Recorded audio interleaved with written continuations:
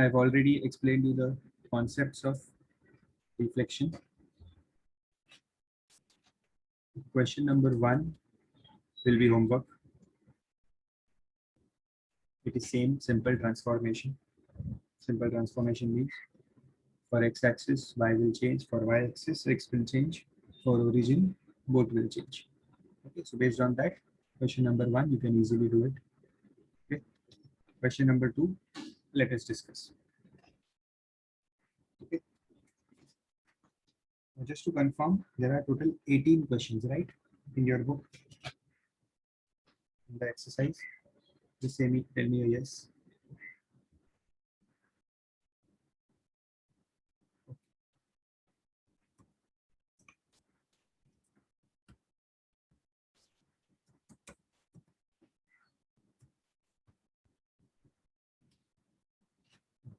Question number 2. Question number 2 is points. They are saying points 3, 0 and -1, 0. Okay, are invariant points. Invariant points. Okay, they are invariant points.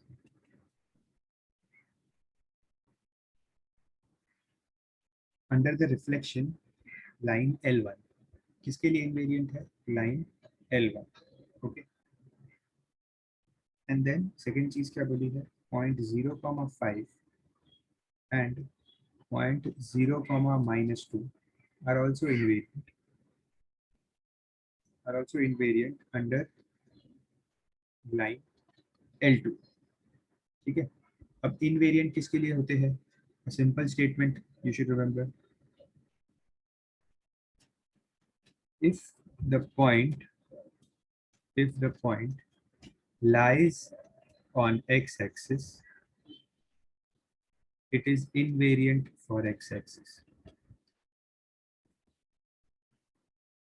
Correct? This is a point to be noted. Okay. I've already explained you this also. And if a point lies on y-axis,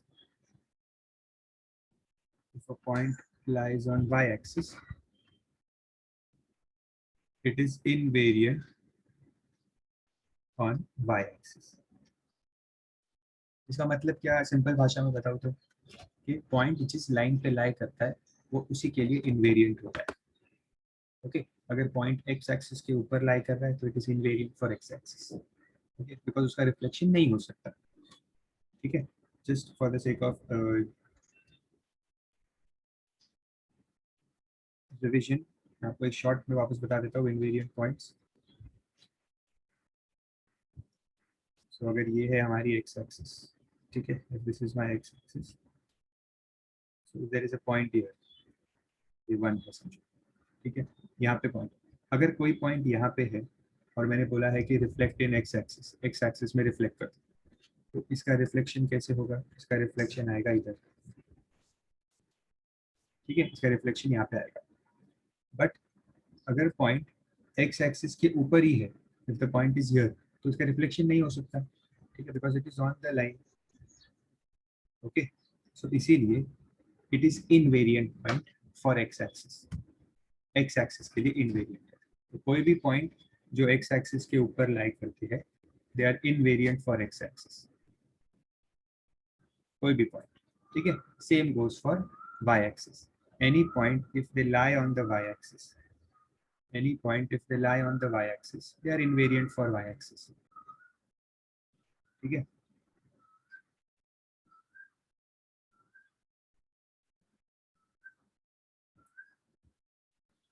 okay, चलो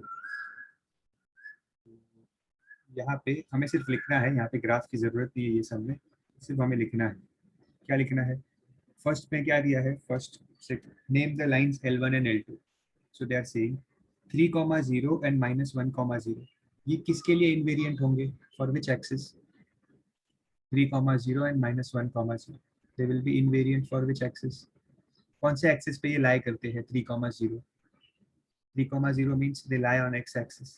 okay, so 3, 0 and -1, 0 lie on x axis. So therefore L1 is x axis. They are invariant for x axis. जहाँ पे लाई करते हैं उसी के लिए invariant होते हैं। ओके, तो -5, 0 and 0, -2 lie on y axis. So L2 क्या है? L2 is y axis. Okay, L2 is y axis. Then what is asked?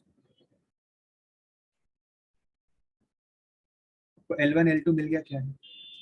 You have got L1 as x axis and L2 as y axis. अब इसके basis पे उन्होंने questions बनाए हैं आगे, ठीक है, very simple questions. They are making very simple questions on the basis of it. So what are the simple questions? Write down the images of point P. Point P is 3, 4 and point Q is -5, -2. Reflection in L1. So L1 से reflect हुए ये points. L1 क्या था? L1 is x axis. So in points को reflect करो x axis से. So what you will get? Write the answer here.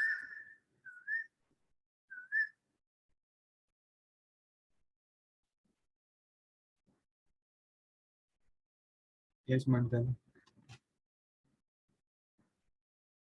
Sir, I didn't understand how did you get 3, 0 and -1, 0 as lie on x-axis and vice versa so for the y-axis 3, also. 0 x axis पे लाई करेगा ना. Point देखो ना, 3, 0 क्या होता है? ये 1 है, ये 2 है, ये 3 है. तो 3, 0 y की वैल्यू तो 0 है और x 3 है, तो मतलब ये पॉइंट यहाँ पे लाई करेगा ना. ये 3, 0 ये x एक्सिस के ऊपर ही लाई करता है point. So it is invariant for x axis. जहाँ पे लाई करता है उसी के लिए इनवेरिएंट होता है. पॉइंट प्लॉट किया है मैंने ये सब 3, 0. दूसरा पॉइंट क्या है? -1, 0. अगेन सेम, -1 यहाँ पे होगा, -1, -2, -3. तो वो पॉइंट -1, 0. y तो 0 ही है, तो सिर्फ x के नंबर पे वो पॉइंट आ जाएगा. तो ये वो पॉइंट है. So they are lying on x axis, means L1 is x axis.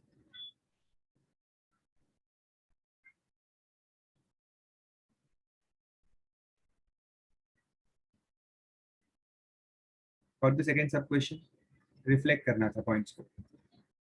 Okay. Sir, you said that name L1 and L2. Sir, but यहाँ पे equation भी लिखने बोला है. अच्छा, equation लिखने बोला. Name और write the equations. Yes, हाँ, very good. So equation का मतलब क्या है? मैंने आपको x axis का दूसरा नाम क्या बताया था? y is equals to 0. Correct. तो वो होता है इसका equation. y is equals to 0 line. ये इसका equation. y axis का होता है x equals 0. So this is the equation. बाकी लोग भी लिख दो. Yes, note down this point, important. अच्छा हुआ उन्होंने ये क्वेश्चन पूछ लिया, तो आपको समझ में आएगा इक्वेशन क्या होता है. अगर वैसे एक पूरा चैप्टर ही है इक्वेशन के ऊपर, इक्वेशन ऑफ लाइन. वहाँ पे हम डीप में पढ़ेंगे ये क्या है. फिर भी for basic understanding, x axis का इक्वेशन होता है y इक्वल 0. वाई एक्सिस का इक्वेशन होता है x इक्वल 0. ठीक है. अच्छा, इन द थर्ड सब क्वेश्चन किया. थर्ड सब question,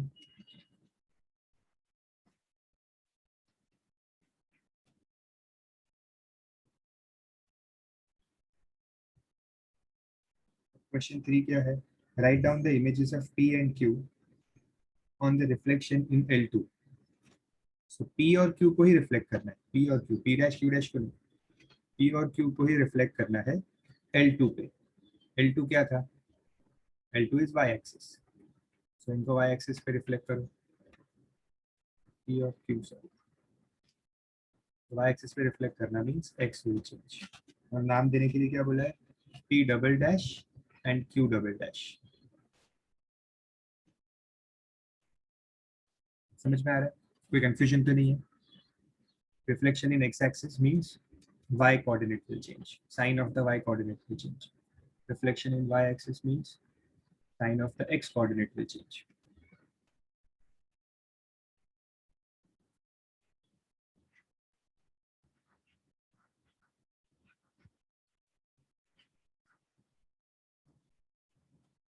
Okay. Now they are saying in the fourth subpart, state the single transformation that maps P dash onto P double dash. मतलब P dash का P double dash बन रहा है. P dash क्या था? Here is P dash 3, -4 और P double dash क्या था? -3, 4. So P dash से P double dash बन रहा है. So what type of transformation is this? What type of transformation is this? Yes, everybody. Renerve. कुछ समझ में आ रहा है कि नहीं आ रहा है? क्या आंसर दे रहे हो? याद रहता है कि नहीं रहता तुम लोग को? मंथन. Yes, sorry, sir, y-axis. Y axis. क्यों Y axis? Sir, because the value of no, sir, origin. So because ध्यान both the ध्यान value किधर and रहता है? origin. ध्यान किधर रहता है? पहले x बोलना है, फिर y बोलना है, फिर ओरिजिन. सब आंसर दे दो ना. सिंपल सिंपल चीज में मिस्टेक करोगे क्या?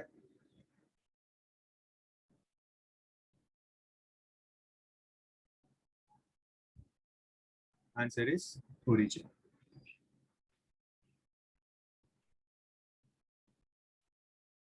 Okay. Take a new graph page and we will start question number 3. Take a graph page.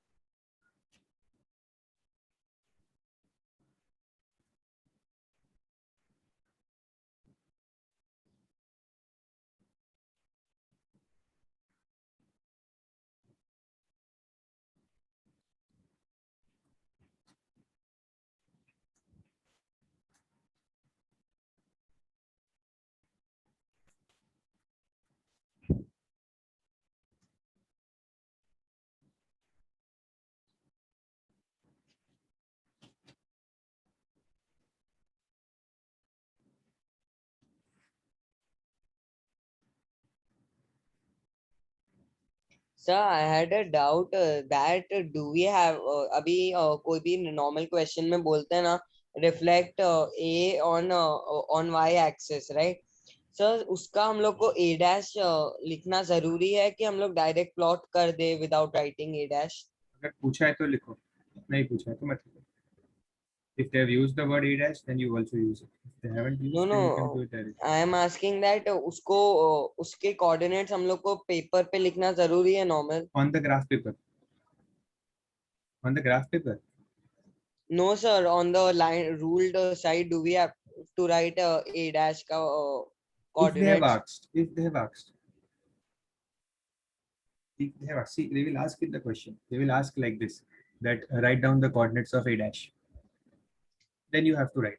Plot भी करना है और लिखना भी है. Okay, sir.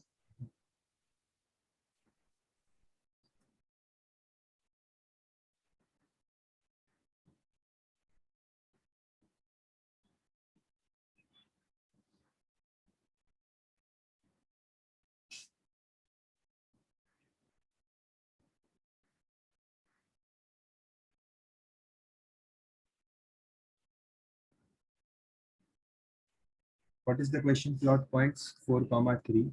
So 4, 3 को plot करना है, मतलब यहाँ पे आ जाएगा. Okay, that is point P. 4, 3. Reflect P in x-axis to get P dash. P को x-axis में reflect करेंगे means y will change. So ये 4, -3 हो जाएगा. Okay, so you will get the point here, P dash. Correct.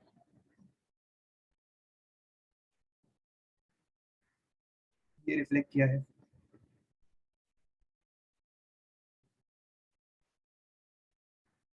Now see the first sub question. What are they saying?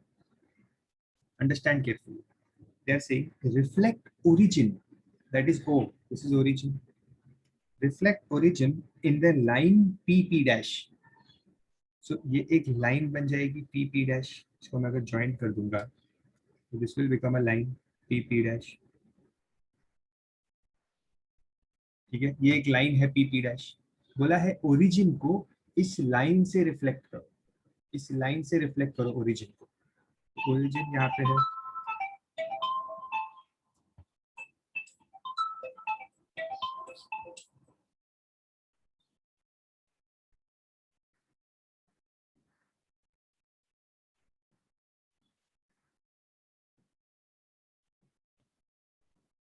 इससे जगह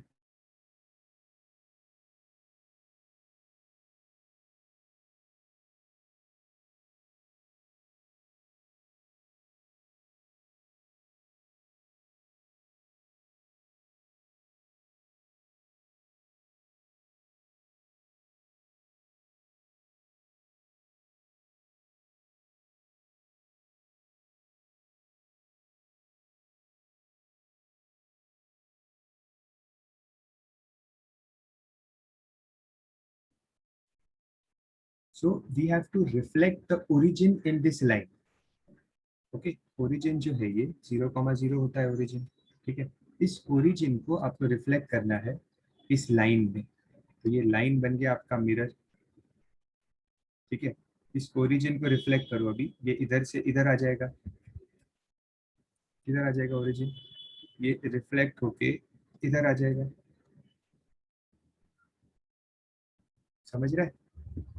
reflect the origin in the line PP dash. तो line PP dash आपका mirror है और origin इससे reflect होके इधर आ जाएगा. ओके, ये आपका मिरर है, यहाँ पे आपका पॉइंट है. ये जितना यहाँ से दूर होगा उतना ही यहाँ से दूर हो जाएगा, तो आपको मिलेगा इधर. करेक्ट. तो आपका पॉइंट कहाँ पे आ गया? Just a second, I can see how this. मैं पहले कंप्लीट कर दूँ. हाँ सर, बट ओरिजिन तो इनवेरिएंट होता है. किसमें रिफ्लेक्ट कर रहे हो ओरिजिन को? एक्स एक्सिस या वाई एक्सिस में नहीं कर रहे. अच्छा, वो ठीक है. काइंड ऑफ का मिरर ही हाँ, वही बना. ये रिफ्लेक्शन जो है ये क्वेश्चन का उन्होंने एक्स एक्सिस या वाई एक्सिस में नहीं पूछा है. उन्होंने एक नया लाइन जो बनी है ना ये PP डैश, इस लाइन से रिफ्लेक्ट करने बोला है. अच्छा ओके. तो उसमें कुछ स्पेशल ऑर्डिनेट नहीं आएगा, कोऑर्डिनेट नहीं आएगा उसके हिसाब से? आएगा ना, अभी ये आ रहा है तो ना आंसर. हाँ, वो P उसके लिए ओरिजिन बन जाएगा ना, जो 4x का. हाँ, ओरिजिन नहीं बोल सकते उसको, बट बस वो एक लाइन है. अच्छा okay. See, I can see others also asking me that doubt. देखो, रिफ्लेक्शन जरूरी नहीं है हमेशा सिर्फ एक्स एक्सिस वाई एक्सिस और ओरिजिन से ही हो. जैसे समझो मैंने यहाँ पे एक लाइन बनाई है. ठीक है, and I am asking you इस पॉइंट को रिफ्लेक्ट करो इस लाइन से. सो ये यहाँ से इतना डिस्टेंस पे है, सो सेम डिस्टेंस पे यहाँ पे जाएगा और you will get the reflection here. ठीक है, जैसे नॉर्मल कोई भी, अगर यहाँ पे बीच में मिरर है, ठीक है, if one person is standing here, so इसका रिफ्लेक्शन इधर दिखेगा. ये रिफ्लेक्शन है. वही वो करने के लिए कह रहे हैं. वो आपको कह रहे हैं कि ये जो ओरिजिन पॉइंट है यहाँ पे, इस ओरिजिन पॉइंट को इस लाइन से रिफ्लेक्ट करो, ये वाले लाइन से, ये वाले लाइन से रिफ्लेक्ट करो. तो ये ओरिजिन यहाँ से कितना दूर है? 2 बॉक्सेस दूर है. सो राइट साइड में भी वो 2 बॉक्सेस चले जाएगा. So you will get this point as your answer. What is this point? This point is 8,0. ये 8 है ना, यहाँ पे इसका नंबर 8 है, 6 के बाद 8, तो 8,0. तो आपका जो O डैश है that is 8,0. Check your answer behind.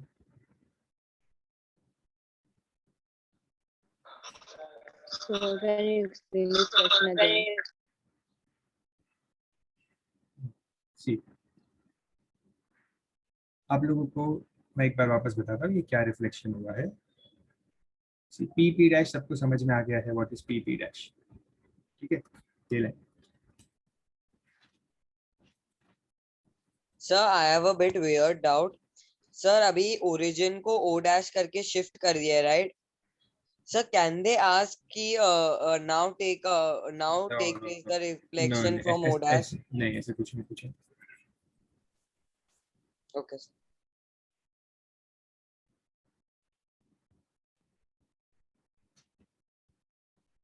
सी, मैं क्या बता रहा हूँ, उन्होंने बोला है कि एक पॉइंट, एक लाइन बन गई है पी और पी डैश, ठीक है। उन्होंने बोला है कि ओरिजिन को इस पॉइंट से रिफ्लेक्ट, इस लाइन से रिफ्लेक्ट करो। ओरिजिन मतलब यहाँ पे एक पॉइंट है ऐसा 0,0, ठीक है। इस पॉइंट को इस लाइन से रिफ्लेक्ट करो। इस लाइन से रिफ्लेक्ट करना मतलब this line becomes the mirror, okay. तो ये पॉइंट जितना इस तरफ है रिफ्लेक्ट होके इधर आ जाएगा, सिंपल रिफ्लेक्शन। एक बीच में पॉइंट, बीच में लाइन है, पॉइंट अगर इस साइड है तो रिफ्लेक्ट होके इधर आ गया, ठीक है। मिरर से रिफ्लेक्शन कैसे होता है? मिरर को बीच में रखा तो जो पर्सन यहाँ पे खड़ा है it will get reflected and come here.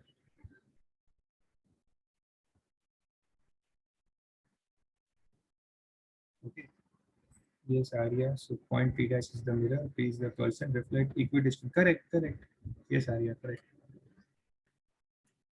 Sir तो अपने फर्स्ट सब क्वेश्चन में क्या किया है? ये फर्स्ट सब क्वेश्चन ही है। हाँ सर, क्या किया आपने? मैं वही तो बताया मैंने अभी। उन्होंने बोला है कि ओरिजिन को रिफ्लेक्ट करो, ये ओरिजिन है, ये पॉइंट। तो सर उसको हम लोग उधर बनाएंगे एक्स वाई एक वाई एक्सिस में। हाँ, ये ओरिजिन जो है ना, ये रिफ्लेक्ट हो गया इस लाइन की वजह से, हाँ। इस लाइन में रिफ्लेक्ट हुआ तो ये अभी इधर बन जाएगा। अच्छा, ओरिजिन को रिफ्लेक्ट करना है। रिफ्लेक्ट करना है, वही तो बोला ना उन्होंने, reflect origin O in the line P P dash, तो ये रिफ्लेक्ट होके इधर आ गया। ओके। ओके, हाँ, बॉक्स काउंट करो, स्केल से मेजर करो, या देख के भी समझ जाता है। ग्राफ में क्या देख के ही समझ जाता है, ये इतना डिस्टेंस है, ये इतना है, सीधा रिफ्लेक्ट किया, खत्म। तो ये आपका आंसर हो गया, ये वाला पॉइंट मैं ग्रीन से मार्क कर देता हूँ उसको। ये आपका आंसर है 8,0। So O dash is 8,0। समझ में आया? अब क्या बोले थे? Give a geometrical name to the figure O P O dash P dash.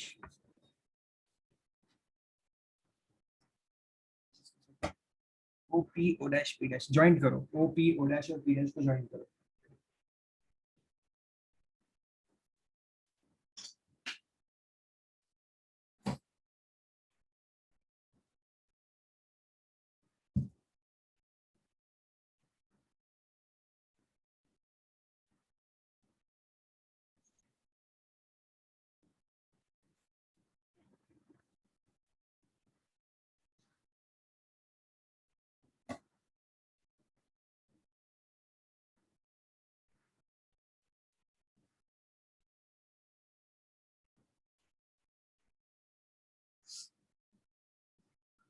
अच्छा, अभी आई कैन सी स्टूडेंट्स अलग अलग आंसर दे रहे हैं। Some are saying square, some are saying parallelogram, some are saying rhombus. तो सबसे पहले तो before giving the answer you should know the properties of what this figures are. एक बेसिक प्रॉपर्टीज तो पता ही होनी चाहिए। रिफ्लेक्शन में many a times they will ask you this type of question, where they will ask you कि कौन सा फिगर है ये। ओके, तो आपको प्रॉपर्टीज पता होनी चाहिए। प्रॉपर्टीज में सटल डिफरेंस होता है। जैसे व्हाट इज स्क्वायर, अभी कुछ लोग स्क्वायर आंसर दे रहे हैं, ठीक है। स्क्वायर में ऑल साइड्स आर इक्वल, ठीक है, and both diagonals are also equal. Diagonals भी सेम होते हैं, but if you see here, ये अगर यहाँ पे डायगोनल्स की बात करूँ मैं, तो ये एक डायगोनल है और ये एक डायगोनल है, दोनों का लेंथ डिफरेंट है। समझ रहे हो? योर डायगोनल्स आर डिफरेंट, ये वाला डायगोनल और एक छोटा है एक बड़ा है, तो this is not a square. Okay, तो स्क्वायर के बाद चेक हो सकता है rhombus. All sides are same ना, तो रोम्बस हो सकता है। ऑल साइड सेम है, दैट इज करेक्ट। आप अगर स्केल से मेजर करके देखो चाहिए तो आप मेजर करो, ये साइड कितनी है, ये साइड कितनी है, स्केल से आपको सेम मिलेगा, ठीक है। तो स्क्वायर नहीं है तो rhombus is the correct answer. Okay, parallelogram correct नहीं है, क्योंकि पैरेललोग्राम में सिर्फ ऑपोजिट साइड सेम होती है। पैरेललोग्राम इज लाइक रेक्टेंगल, तो सिर्फ ऑपोजिट साइड सेम होती है पैरेललोग्राम में। This is not the correct answer. Kite क्या होता है, काइट में ऐसा होता है, काइट ऐसा होता है, ऊपर की दो साइड सेम होती है और नीचे की दो सेम होती है, आएगा काइट भी आगे। ओके, काइट में चारों साइड सेम नहीं होती।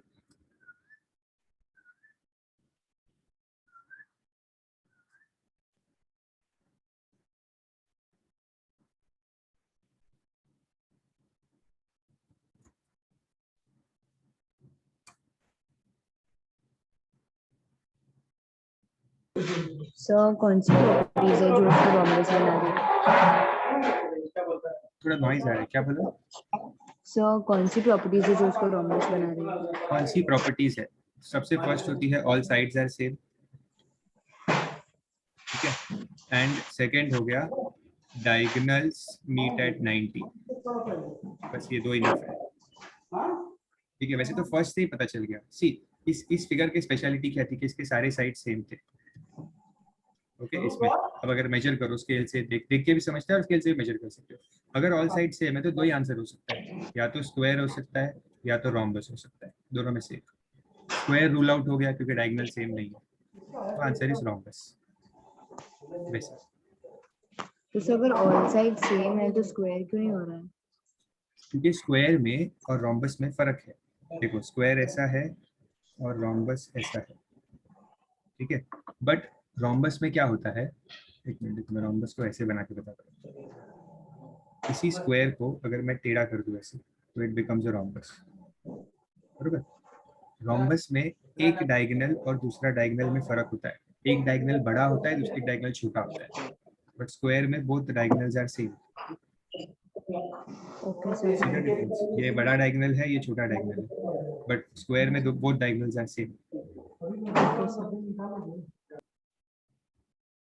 धीरे धीरे हर एक फिगर आएगा, पैरेललोग्राम भी आएगा, ट्रेपेजियम भी आएगा, तो सब हम डिस्कस करते जाएंगे कि उनके बारे में क्या क्या है। ओके,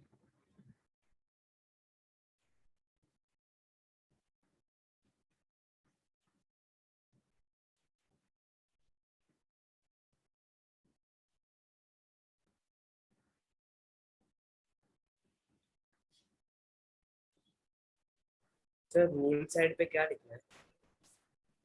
सिर्फ ये ओ डैश का लिखना है पॉइंट? बस ऐसे ऐसे जो आपका ग्राफ पेपर, सी आपका ग्राफ बुक में this is the left side page which has graph and right side page which has lines.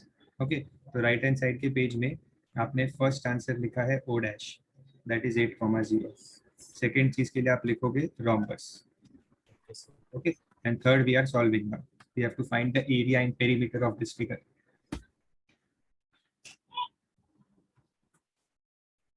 Okay, area और perimeter, two things they can ask. Okay, अभी अभी किसका क्या एरिया होता है, क्या फॉर्मूला होता है, I give you all that. Okay, तो एज द सम अप्रोचेस, या एक काम करता हूँ मैं आपको पहले दे देता हूँ। let us take one page and write it down if you want, सबका square, rectangle, then there is rhombus, kite, सबकी मैं आपको दे देता हूँ फॉर्मूलाज, जो मैं याद नहीं होगा तो आपको। पैरेललोग्राम, ट्रेपेजियम, एरोहेड, एरोहेड करके भी आता है। स्क्वायर का होता है साइड स्क्वायर, ठीक है। Perimeter formula I am not giving it because perimeter, what is perimeter? Perimeter is sum of all sides, sum of all sides, ठीक है। Perimeter is sum of all sides. आपको area सिर्फ यही figures का पूछेंगे, इसके अलावा भी फिगर्स आ सकते हैं, जैसे हेक्सागन आ सकता है, ऑक्टागन आ सकता है, बट उनका एरिया नहीं पूछेंगे, ठीक है। उनका एरिया नहीं पूछेंगे बिकॉज वो आपको कभी सिखाया ही नहीं आज तक, तो उनका एरिया नहीं पूछेंगे। These areas you have already done in 9th standard, so they expect you to know that. Okay, तो पेरीमीटर सबका सेम है, सम ऑफ ऑल साइड्स, तो उसके लिए फॉर्मूला पढ़ने की जरूरत नहीं, बस इतना याद रखो, sum of all sides. Okay, area के लिए I tell you, length into breadth, rhombus and kite is half d1 into d2. What is d1 and d2? Diagonal 1 and diagonal 2, ठीक है। ये नोट डाउन कर लो, टेक्स्ट बुक के पीछे note down कर लो, last page पे और इन नोटबुक में तो मत करो because notebook will get misplace, text book में ही कर लो note down, it will take small space, कहीं पे तो लास्ट में वगैरह कर लो। Parallelogram is base into height, trapezium is half sum of parallel sides into height। arrowhead के लिए लिखो break into two triangles। इसका क्या मतलब है, जब सम आएगा तब बताता हूँ। एरोहेड का कोई स्पेशल फॉर्मूला नहीं है, एरोहेड को आपको दो ट्राइंगल्स में ब्रेक करना है, दोनों ट्राइंगल का फाइंड करना है एरिया, तो जब सम आएगा तब I will explain you properly. Note this down.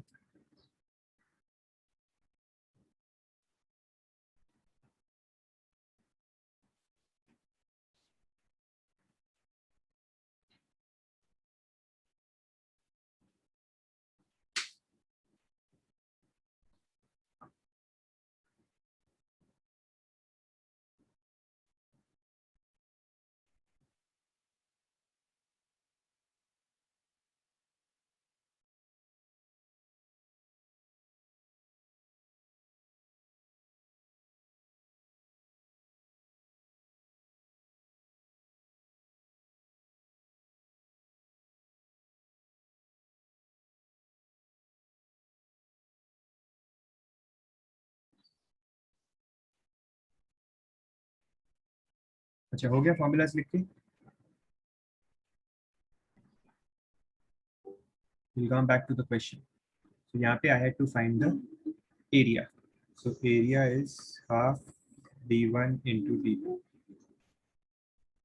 ठीक है, अब डिस्टेंस कैसे निकालोगे, स्केल से मेजर करो सीधा, scale low and just measure it how much it is, ये डायगोनल कितना आ रहा है, और आप काउंट भी कर सकते हो क्योंकि ये आपका 1 सेंटीमीटर है ना, 1 2 3 4 5 6, तो ये हो गया 6 सेंटीमीटर ये वाला डायगोनल, स्केल से भी कर सकते हो। ठीक है, एंड यहाँ पे 0 से लेके 8, तो this is 8 centimetre, so half into 6 into 8।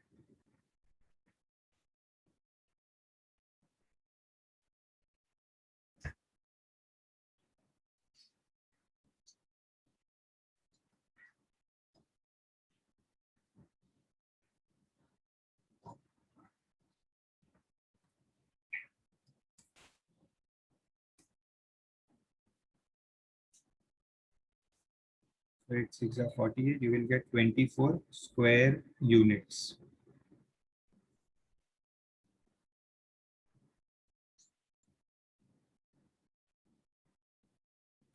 square units, and then you have to find the perimeter। So perimeter के लिए ये एक साइड का देख लो डिस्टेंस कितना है, I think you should get 5 centimeter। If this one side is 5 centimeter, centimeter नहीं है, 5 units, so perimeter will be 5 plus 5 plus 5 plus 5, that is 20 units।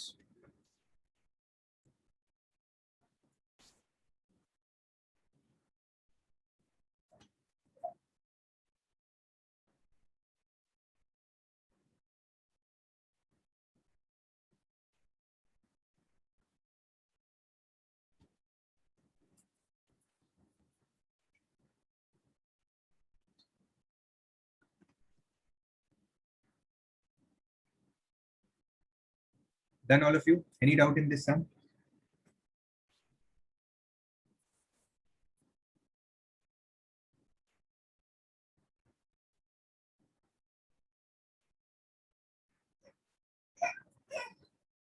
Manthan, these are diagonals, diagonal 1 and diagonal 2।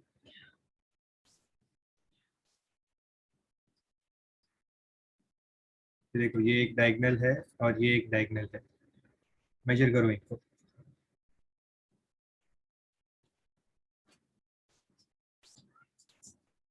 Done all of you? No doubts? बस अभी आपको यही करना है हर सम में। In all the sums, these are the same steps। अलग अलग type के फिगर्स बनेंगे एंड एरिया फाइंड करना है एंड रिफ्लेक्ट करना है, that's it. Okay, so if you are comfortable, you have understood this sum, तो सब कुछ समझ में आ जाएगा। ठीक है, चलो let us do the next sum.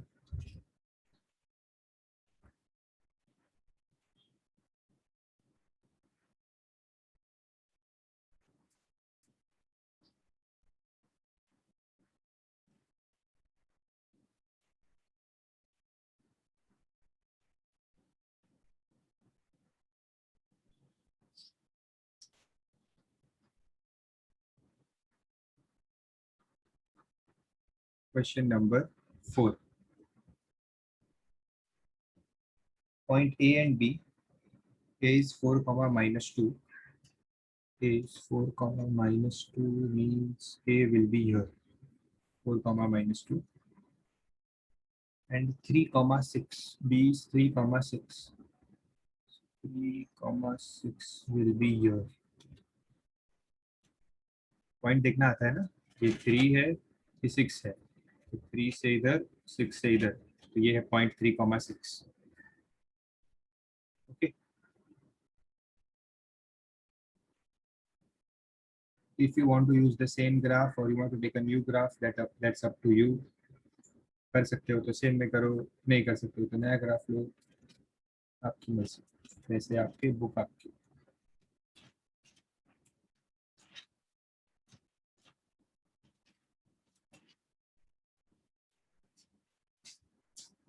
So this is point B. The graph. Now reflect A and B in origin to get images A dash and B dash. Okay.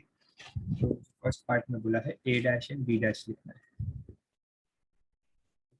So I'll write A dash means both signs will change. So minus 4 comma 2 हो जाएगा. And B dash will become minus 3 comma minus 6. So let us reflect A dash minus 4 comma 2, मतलब इधर आ जाएगा A dash. और आपको graph के ऊपर coordinates भी लिखने हैं पॉइंट की, मतलब आपको ये लिखना है this is 4 comma minus 2, this is 3 comma 6, ये लिखना है आपको. एक्चुअली मेरे ग्राफ में मेरे पास स्पेस कम है, so I am not writing, but you have to write this points also. उनके कोऑर्डिनेट्स भी लिखने हैं अल्फाबेट के पास. Then B is reflected in origin, it became minus 3 and minus 6, मतलब B इधर आ जाएगा, B dash. कर दिया ये plot.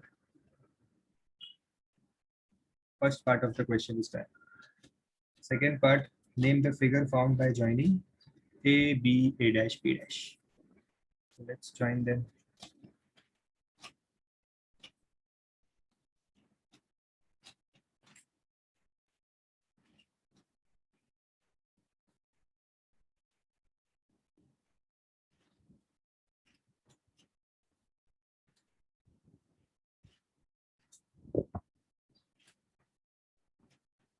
Speed, Ritu, speed, maintain the speed, do it fast.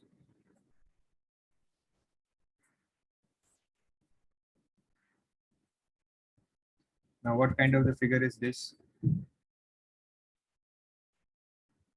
Check if the sides are same. I don't think so. The sides will be same here. देख के तो नहीं लग रहा.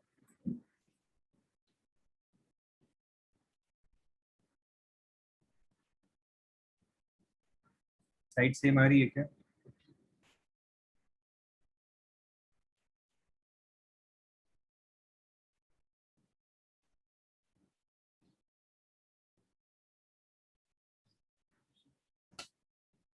साइड सेम होगी तो it can be a rhombus.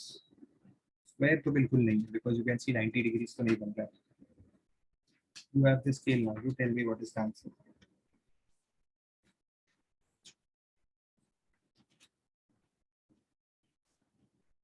Same आ रही है sides. Okay, sides are same. Then it is a rhombus. Then it is a rhombus. Next answer is rhombus. Third, they are asking me to find lines of symmetry. So this is omit.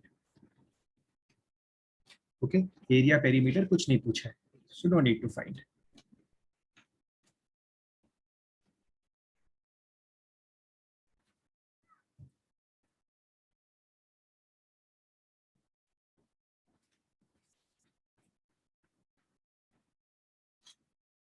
Sir lines of symmetry क्या होता है? जब symmetry omit होता है, सो omit मतलब होता है, omit. Okay मतलब फिर भी आपको जानना है लाइंस ऑफ सिमेट्री, तो एक शॉर्ट में आपको बता देता हूँ।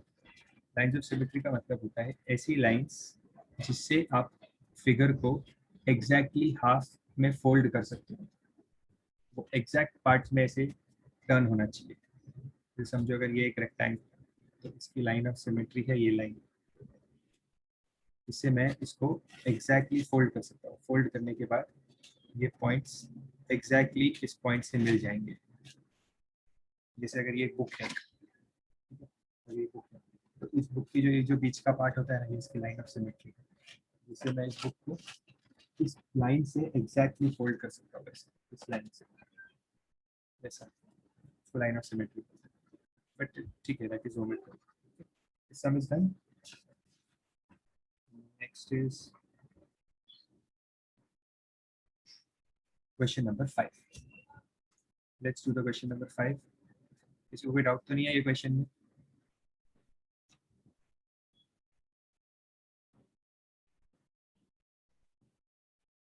काफी इजी टॉपिक है ये, ठीक है। Reflection is a very easy topic.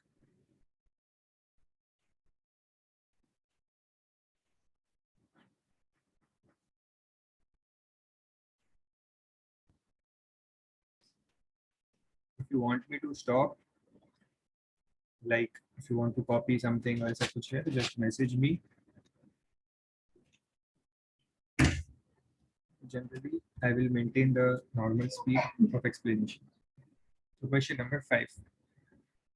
You have to plot the points.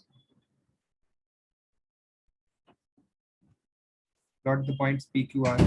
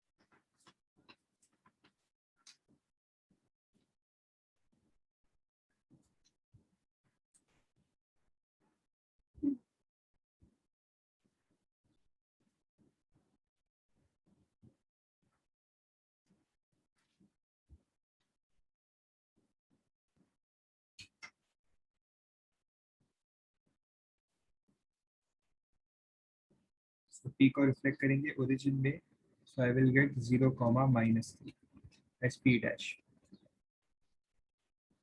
0, -3 मतलब इधर आ जाए point P dash. Okay. Then reflect Q and R in y axis to get Q dash and R dash. Okay. So Q dash और R dash किसमें reflect किया है? y axis पे। Q को y axis में करना means x will change. R को y axis में करना means again x will change. Am I doing it right? Check करो आपके आंसर्स। Q और R को मैंने x axis में रिफ्लेक्ट किया। I'm getting -4, 2 means your point will be your Q dash, and -6, 0. So next point will be your R dash.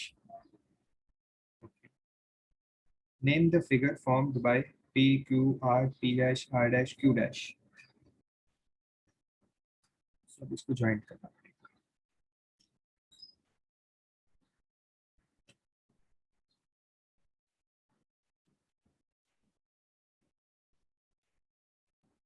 I'm getting a figure something like this.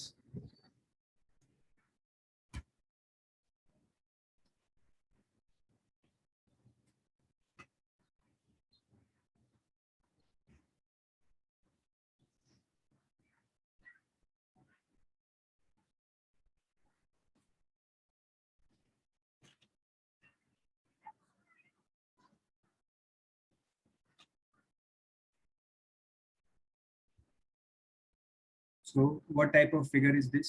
कोई ये rectangle, parallelogram, square तो है नहीं, तो just count the number of sides, कितने sides हैं इसमें? So 1 2 3 4 5 6, I can see 6 sides here, 6, correct? 1 2 3 4 5 6, 6 sides है, मतलब ये क्या होता है? This is the correct hexagon. Okay.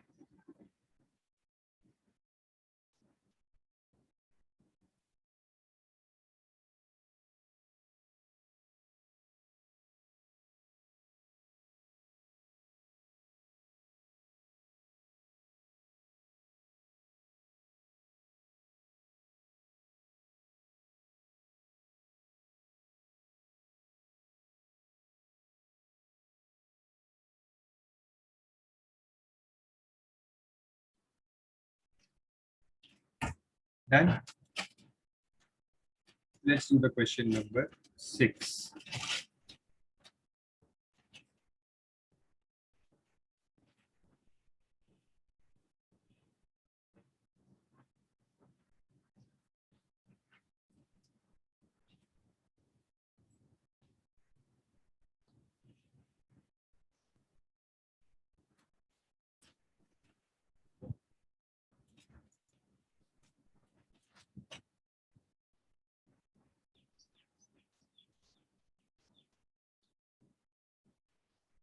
Question number 6.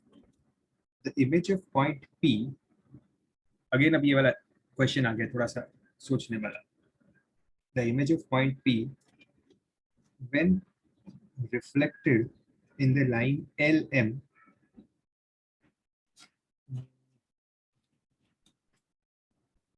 see, there is a point P.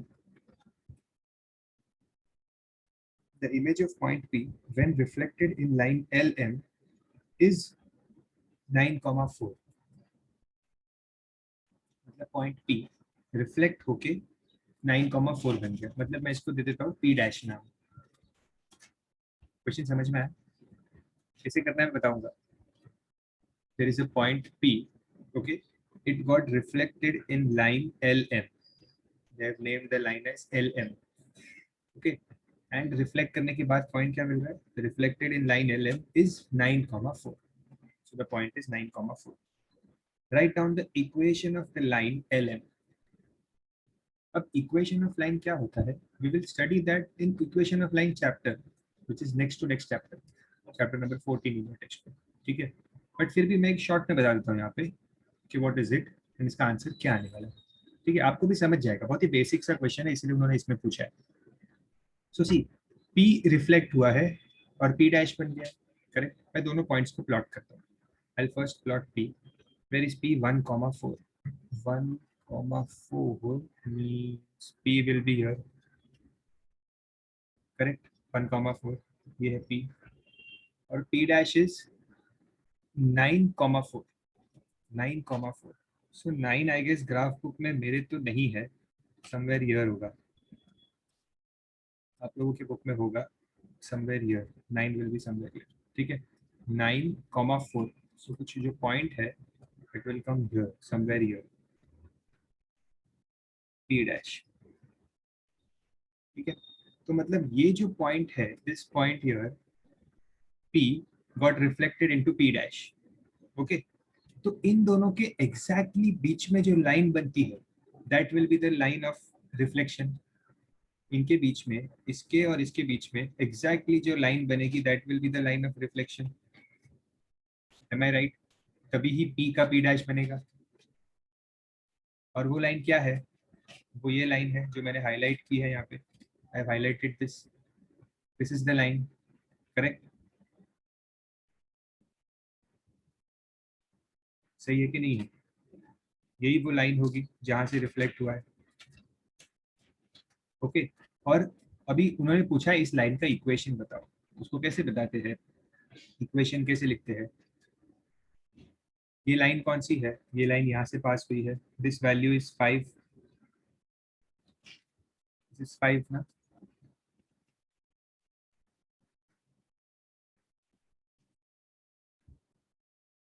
ये जो लाइन बनी है ना यहाँ पे, इस लाइन को हम लिखते हैं दिस इज x = 5 लाइन. अब क्यों लिखते हैं x इक्वल्स 5 लाइन, ज़्यादा डिटेल में आप इक्वेशन ऑफ लाइन चैप्टर में पढ़ोगे, but still I explain you, क्योंकि हमने एक सिमिलर कॉन्सेप्ट पहले भी किया है। ओके, फर्स्ट इतना बात पे तो अग्री होना पड़ेगा दैट ये जो मैंने मार्क किया है यही वो लाइन है, ठीक है। इसका नाम x इज इक्वल्स टू 5 क्यों आया वो मैं बताता हूँ। पहले इतना तो सही है ना, इतना तो सबके दिमाग में बैठ गया ना कि ये मैंने जो ग्रीन में हाईलाइट किया है that is the line of reflection. Okay,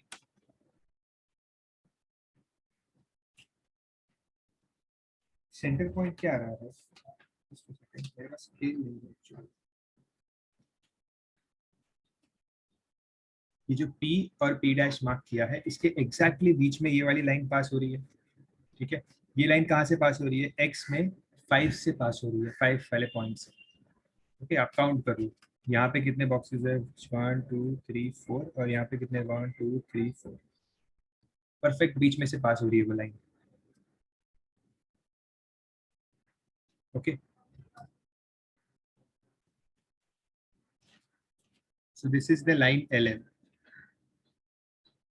अब इसका इक्वेशन मुझे ये कैसे आया, ये सियोनी सर वही डाउट था कि वो 5 z एंड क्या लिखा आपने x कौन सा लाइन लिखा है, x इक्वल्स 5, वो कैसा आया? हाँ वो मैं बताता हूँ, बट आपको ये समझा ना कि ये मैंने ये मार्क कैसे किया। हाँ सर, तो वो एक्चुअली इक्वेशन तो 5 4 था ना। इक्वेशन क्या था, सर आपने वो जो x is equal to 5 line लिखा वो इक्वेशन है, हाँ वो इक्वेशन। तो हम लोग x के जगह कोई और वेरिएबल ले सकते हैं? नहीं नहीं नहीं, ओके सर। अब मैंने x is equals to 5 line क्यों लिखा है, बिकॉज आप इस ये जो लाइन मैंने हाईलाइट की है, ठीक है, इस लाइन को अगर आप ध्यान से देखो, समझो मैं इस लाइन पे ये वाला पॉइंट लेता हूँ, what is the x coordinate of this point, the x coordinate of this point is 5। If I take this point, इसका x कोऑर्डिनेट क्या है 5, इस पॉइंट का x कोऑर्डिनेट भी 5 है, ये वाले पॉइंट का x कोऑर्डिनेट भी 5 है, ये वाले पॉइंट का x कोऑर्डिनेट, मैं कोई भी इस लाइन, ये जो पूरी लाइन जो हाईलाइटेड है इसमें से मैं कोई भी पॉइंट उठाऊंगा तो उसका x कोऑर्डिनेट 5 ही होगा, इसीलिए इस लाइन को कहते हैं x इक्वल्स 5 लाइन। समझ में आ रहा है इसके पीछे का लॉजिक क्या होता है। तो ऐसे कोई भी लाइन बन सकती है, समझो अगर मैं यहाँ पे एक लाइन बनाऊँ दिस, अगर मैंने यहाँ पे एक ऐसी लाइन बनाई तो इस लाइन को मैं क्या नाम दूंगा, this will be x equals -4 line, क्योंकि हर एक पॉइंट जो यहाँ पे होगा उसकी x की वैल्यू -4 होगी। समझ आ रहा है इसके पीछे लॉजिक क्या होता है। ओके, तो इसीलिए आपको ये भी समझ में आया होगा कि x इक्वल्स 5 लाइन क्यों नाम है इसका, क्योंकि इस लाइन के ऊपर जितने भी पॉइंट्स होते हैं, इनफाइनाइट नंबर ऑफ पॉइंट्स है, सबका x कोऑर्डिनेट 5 है, that is why it is x equals 5 line. Okay, so you write the final answer, equation of LM is x equals 5।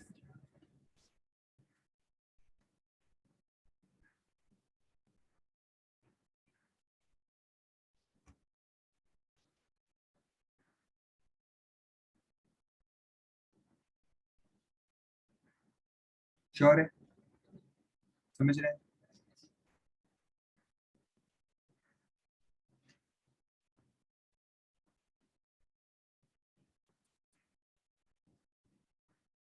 अच्छा चलो, इसी के कंटिन्यूएशन में मैं एक और चीज पूछ रहा हूँ, अगर मैंने ऐसी एक लाइन बनाई तो इसका इक्वेशन क्या होगा, if I make a line, इस लाइन का इक्वेशन क्या होगा,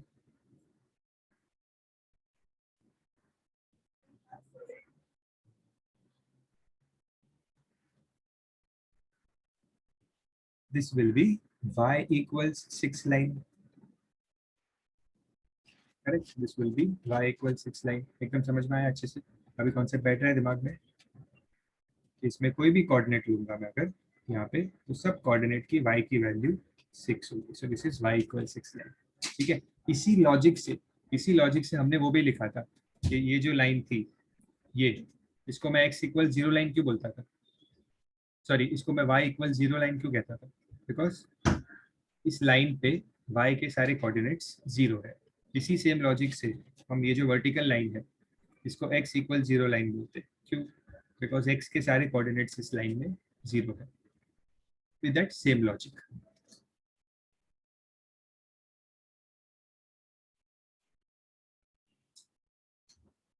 ठीक है, तो बस ये इतना याद रखना, x equals to 6, x equals to 5, y equals to 6, ये लाइंस कैसी लाइंस है, इनको क्या कैसे बोलते हैं? हाँ सर, बाय चांस अगर हम लोग को बाउंड्रीज दिया है एल एम का, फॉर एग्जांपल ये तो इसमें बाउंड्री नहीं दिया था, इसके लिए हम लोग ने कंसीडर किया कि y इनफाइनाइट है, बट अगर बाउंड्री दिया है कि l समझो 6 पे खत्म हो रहा है और जो m है ना वो -6 पे खत्म हो रहा है, तो l और m के अलग अलग कोऑर्डिनेट्स आएंगे ना। हाँ यस, फिर भी लाइन सेम रहेगी, लाइन यही रहेगी x इक्वल्स y। हाँ सर, x का वैल्यू भी सेम ही आएगा ऐसे तो, हाँ x का वैल्यू भी सेम है, वैल्यू अलग अलग आएगी ना दोनों की। कोऑर्डिनेट्स अलग आएंगे l और m के। Okay sir. ठीक है, so we will stop here today. In the next class we will complete the exercise. Okay, if you have any doubt you can raise your hand, otherwise we'll end the meeting.